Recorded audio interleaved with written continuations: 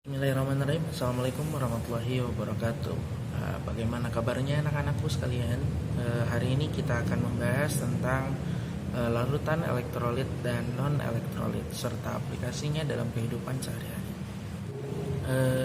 Jadi anak-anak, dalam larutan elektrolit dan non-elektrolit ini memiliki beberapa kompetensi dasar, di mana kompetensi dasarnya yaitu mengidentifikasi dari sifat larutan elektrolit dan non-elektrolit berdasarkan data hasil percobaan. Nah, selanjutnya juga ada beberapa tujuan yang perlu kita ketahui dari mempelajari kegiatan ini. Nah, setelah mempelajari materi ini, diharapkan siswa dapat menjelaskan pengertian larutan elektrolit dan non-elektrolit, juga mengidentifikasi sifat-sifat larutan dari elektrolit dan larutan non-elektrolit melalui percobaan, serta membedakan larutan elektrolit dan non-elektrolit berdasarkan sifat hantaran listriknya, dan juga siswa dapat membedakan menjelaskan penyebab kemampuan dari larutan elektrolit menghantarkan listrik. Juga siswa dapat menyimpulkan ciri-ciri dari hantaran listrik dalam berbagai larutan berdasarkan hasil percobaan yang dilakukan dalam daya hantar listriknya. Nah, larutan elektrolit adalah larutan yang dapat menghantarkan listrik. Nah, di mana kita bisa melihat berdasarkan hasil dari percobaan, ciri dari larutan elektrolit adalah menghantarkan listrik. Ditandai dengan nyalanya lampu yang ada pada alat peraga ini. Nah, bisa anak-anak sekalian perhatikan apa yang terjadi bila mana arus listrik ini disalurkan kepada larutan elektrolit.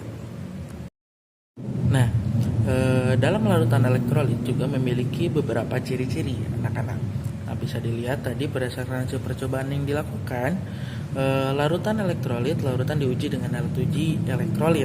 Nah, dimana setelah kalian menguji tadi dapat menyalakan lampu. Mengapa hal tersebut terjadi? Dikarenakan tadi mereka menimbulkan gelembung-gelembung gas pada elektrodanya yang menandakan bahwa mereka bisa mengantarkan arus listrik.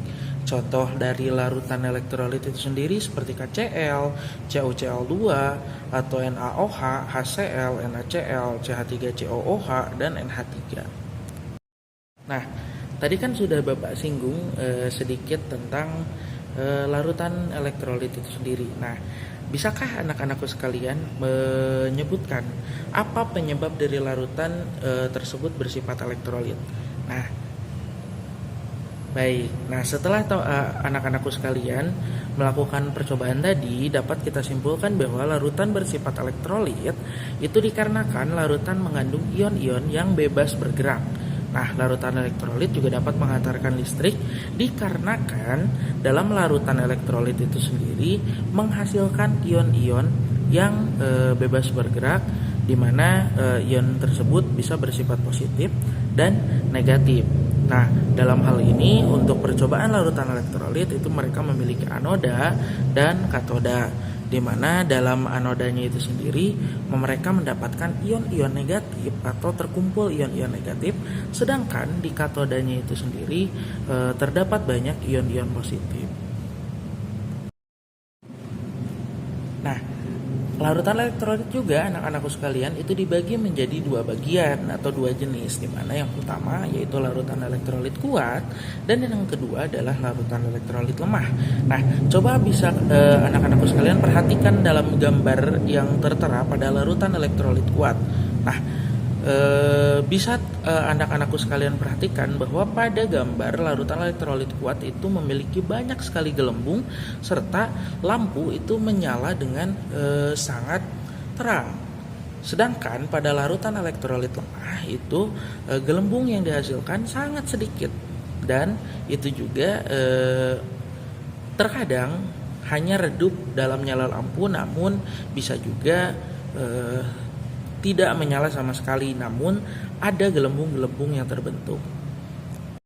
Nah, Setelah itu juga ada beberapa jenis senyawa dari elektrolit. Jenis senyawa dari larutan elektrolit itu sendiri, di mana ada senyawa ion dan ada senyawa kovalen polar. Nah, teman-teman, mohon maaf, anak-anakku sekalian, bisa melihat bahwa senyawa ion itu memiliki contoh seperti NaCl, NaOH, KCl, CuCl, di mana mereka akan menghasilkan senyawa-senyawa ion. Lalu selanjutnya ada juga seperti senyawa kovalen polar. Contohnya itu yaitu seperti HCl, terus NH, dan ada CH3COOH. Mengapa disebut senyawa kovalen polar? Karena nanti senyawa-senyawa yang terbentuk itu tidak berbentuk ion. Beda dengan senyawa ion seperti NaCl, mereka akan terurai menjadi senyawa ion Na+ dan Cl- gitu. Sedangkan untuk senyawa kovalen polar itu berbeda. Nah, larutan elektrolit juga dapat berupa senyawa seperti senyawa asam. Contohnya itu HCl, CH3COOH. Lalu ada juga senyawa basa gitu, dimana contohnya NaOH dan NH. Dan ada juga garam, contohnya NaCl, KCl, dan CuCl. Nah, untuk larutan elektrolit asam itu sendiri, dimana dia bisa untuk sifatnya asam merubah lakmus merah itu menjadi tetap merah, sedangkan lakmus biru berubah menjadi merah. Dan untuk untuk basa itu sendiri, anak-anakku, lakmus merah itu bisa dirubah menjadi biru, sedangkan untuk lakmus biru itu akan menjadi tetap biru. Dan untuk garam atau netral itu lakmus merah itu akan tetap merah, sedangkan lakmus biru juga akan tetap biru. Nah, selanjutnya itu larutan non-elektrolit. Anak-anakku sekalian, larutan non-elektrolit itu memiliki beberapa ciri. Setelah anak-anakku tadi melakukan percobaan yang telah dilakukan, anak-anak dapat menyimpulkan kan tadi bahwa larutan dari non-elektrolit itu, lampu dari alat uji itu tidak menyala gitu. Nah, sedangkan juga tidak ada gelembung gas yang terbentuk pada elektroda karbon dari alat uji elektrolit tersebut. Nah, kalau misalkan anak-anakku tadi jeli, larutan tersebut tidak menghasilkan sama sekali gelembung. Nah, larutan tersebut tadi contohnya seperti yang anak-anakku lakukan percobaannya, yaitu larutan gula, alkohol, dan air. Nah, coba anak-anakku sekalian perhatikan, apa sih penyebab dari larutan yang bersifat non-elektrolit itu sendiri? Nah, anak-anakku pasti dapat menyimpulkannya ya, karena larutan non-elektrolit tidak dapat menghantarkan listrik.